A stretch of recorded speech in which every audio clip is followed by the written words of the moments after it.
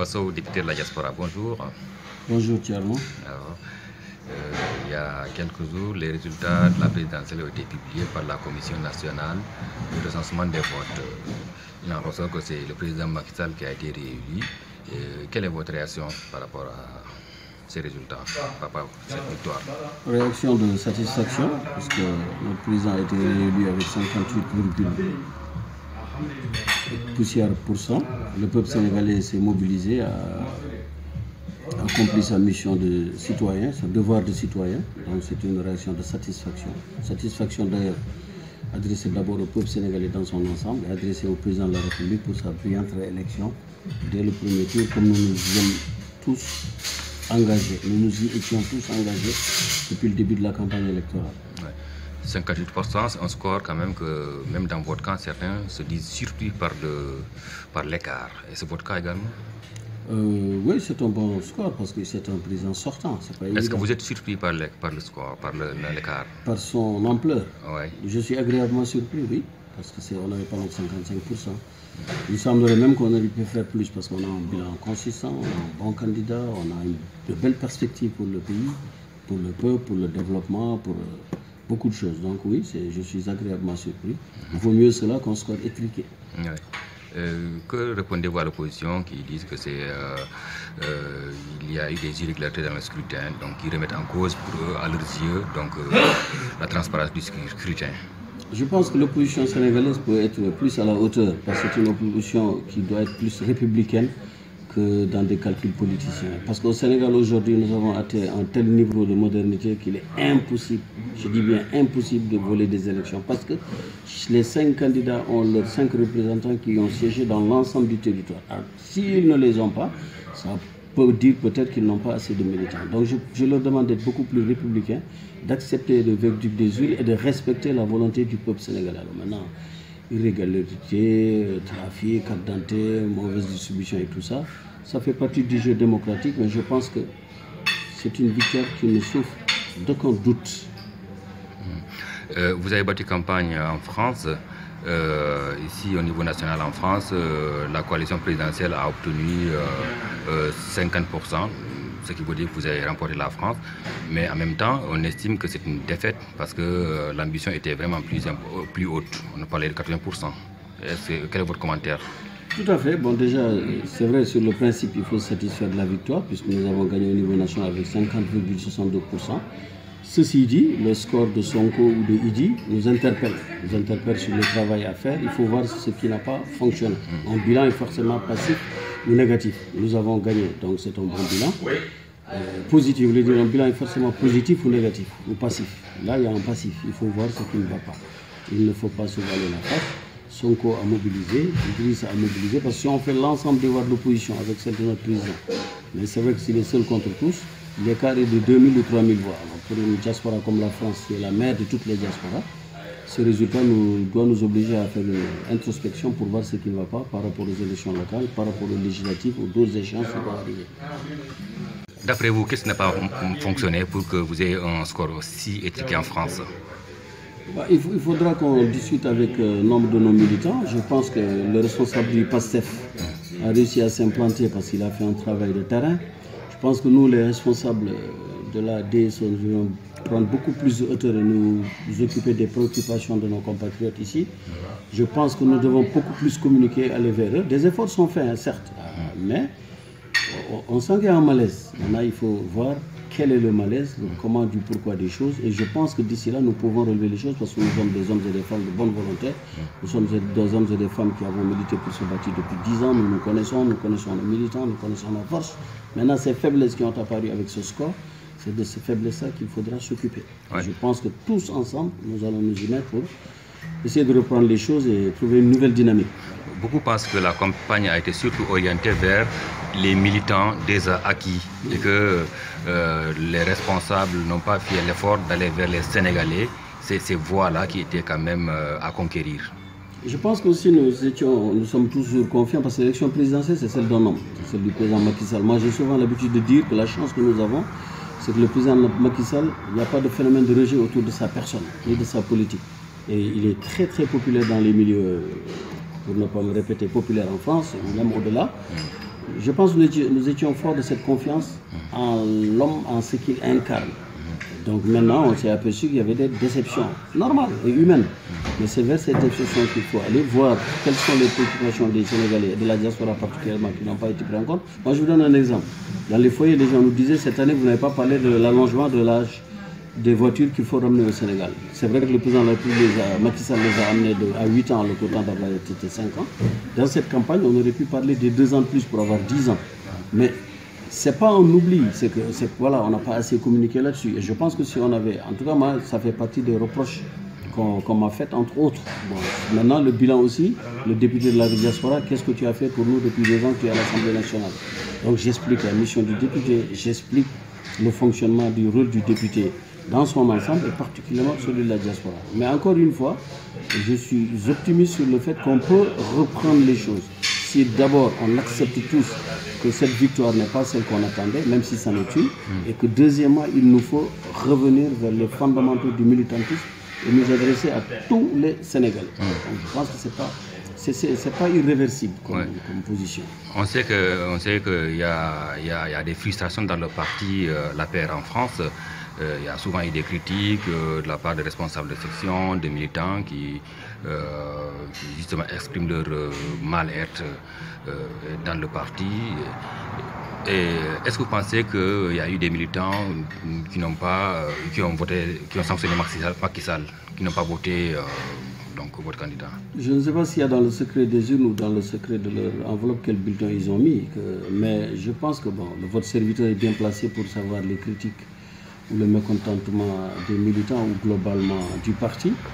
Mais justement, ce qui est bien, c'est que quand quelqu'un est mécontent, il faut aller voir pourquoi il est mécontent. Quand quelqu'un lance un appel, il faut lui répondre et discuter avec lui.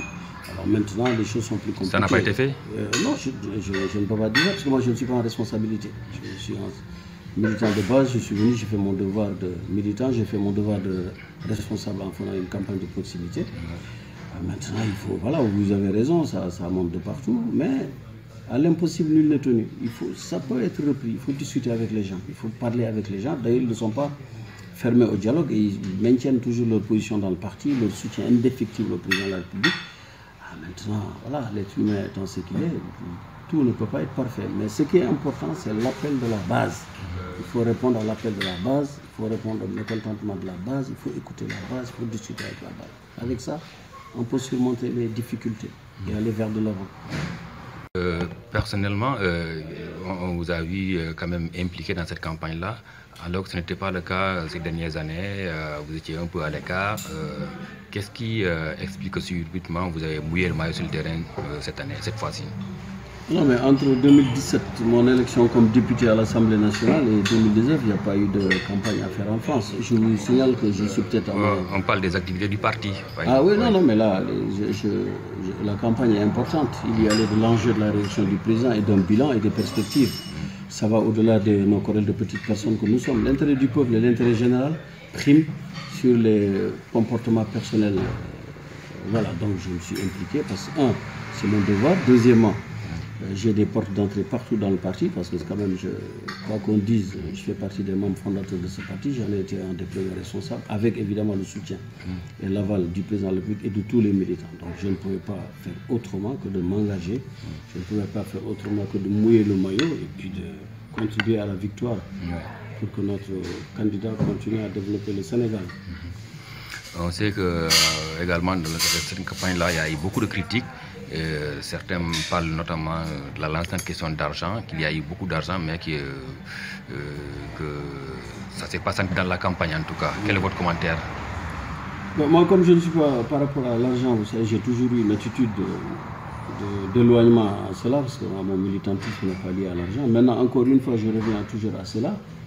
Les responsables qui ont eu en charge de la gestion de l'argent pour le faire dans une transparence, dans une assemblée générale, d'explication avec les militants. Puis chacun donnera son point de vue. Mais moi, personnellement, je sais que j'ai mené une campagne de proximité. Comme j'ai l'habitude de le faire, sans me soucier de moyens, où les seuls moyens, c'est les moyens humains qu'il fallait mettre en œuvre pour cette victoire.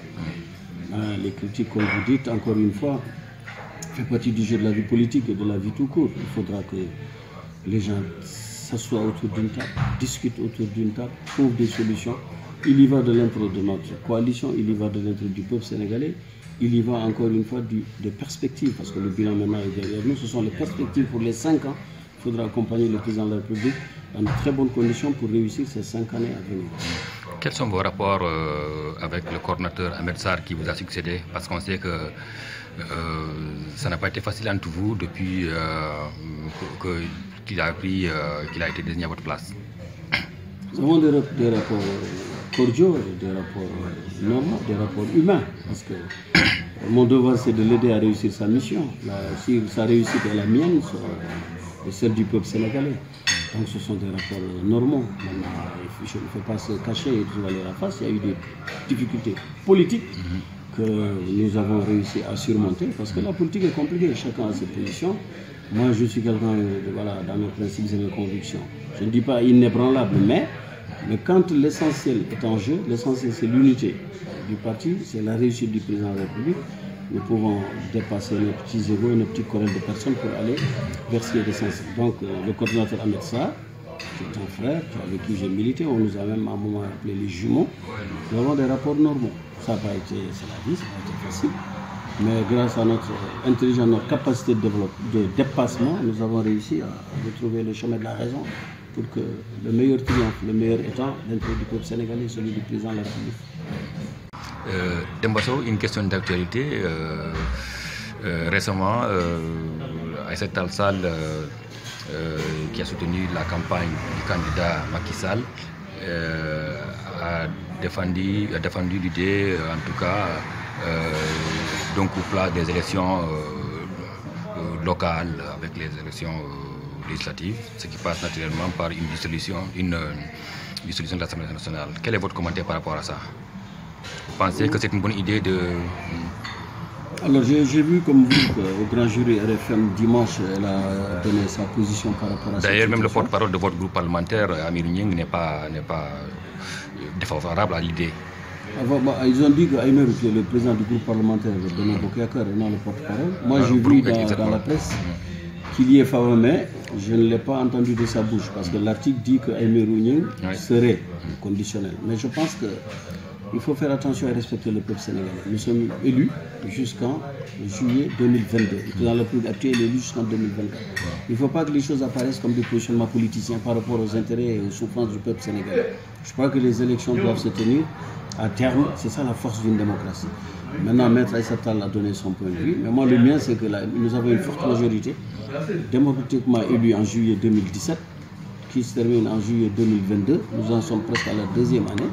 À mon point de vue de simple député ou de simple représentant du peuple, ou même de citoyen sénégalais lambda, c'est que les choses doivent aller à leur terme. Sinon, ça peut apparaître comme encore une fois des tactiques. Donc il faut respecter le calendrier électoral. Moi je suis pour que, voilà, je suis pour le respect des institutions, je suis pour le respect du cancer, je suis pour le respect de la démocratie. Maintenant, chacun, encore une fois heureux qu'on est en démocratie, chacun donne son point de vue. Moi, personnellement, je pense que ça ne s'impose. Et puis une dissolution, ça me rappelle celle de 98. 97, pardon, a dissous l'Assemblée nationale avec une très forte majorité avec les UJP, même si les contextes ne sont pas les mêmes. Mais c'est qu'il ne faut pas jouer avec les institutions et le calendrier. Qu'est-ce qui s'est passé? C'est que Jospin a gagné et Chirac s'est payé une charge 5 ans. Il y a même les Guignols qui avaient dit à l'époque, Chirac dit je me suis autodissous. Donc il faut se servir aussi de ces exemples-là. Moi je pense que notre peuple est usé et fatigué. C'est campagne électorale incessante et tout. Justement, c'est pour mettre un terme à ça que l'idée a été agitée. Oui, mais que ça se fasse après, il faut voir ça à la fin du mandat du président de la République. Et puis ces choses-là doivent se faire aussi avec l'assentiment de l'ensemble du peuple. Pourquoi pas faire un référendum pour demander est-ce qu'on peut grouper toutes les élections après 2024. Elle l'a dit peut-être à partir... Bon, elle a parlé de décembre 2019, effectivement. Mais je pense que quand on sort d'une longue période de campagne de tension, de troubles pour notre pays, il faut se poser, réfléchir sereinement avec l'ensemble du peuple sénégalais pour dire voilà ce qui se passe, comment faire pour que ça aille mieux. Mais encore une fois, moi je vous dis, je ne suis pas favorable à une... C'est pas parce que je suis député, hein, ça c'est pas... Justement, d'aucuns diront sans doute que vous êtes pas... C'est parce que vous êtes député que vous n'êtes pas favorable. Non, si c'était favorable à l'opinion publique, vous savez, là, je n'étais pas député, je vivais très bien, je ne serais pas député, la vie continue. Je l'ai dit une fois dans une interview dans l'Obs, dans ma carte de visite. J'ai déjà mis Demba Sow, ancien député à l'Assemblée nationale, parce que combien de gens sont passés par là, mon cher ami. Dans la vie, Il n'y a qu'un seul pouvoir qui est éternel, c'est celui d'Allah Tout-Puissant. Okay. Tout le reste est éphémère. Donc, c'est pas parce que c'est dans l'intérêt de mon peuple que je dis qu'une dissolution n'est pas la bienvenue. Et puis l'Afrique, en dissolution en Afrique, il faut faire attention, on met les pieds, quoi. C'est tout. Maintenant, Maître a donné son point de vue, je suis un citoyen libre qui pense et qui réfléchit, je donne le mien. Mais en plus, c'est le peuple sénégalais qui tranchera. Et le président de la République qui seul aussi a le pouvoir de dissoudre ou de laisser les choses se faire. Demba Sow, merci. Merci Thierry.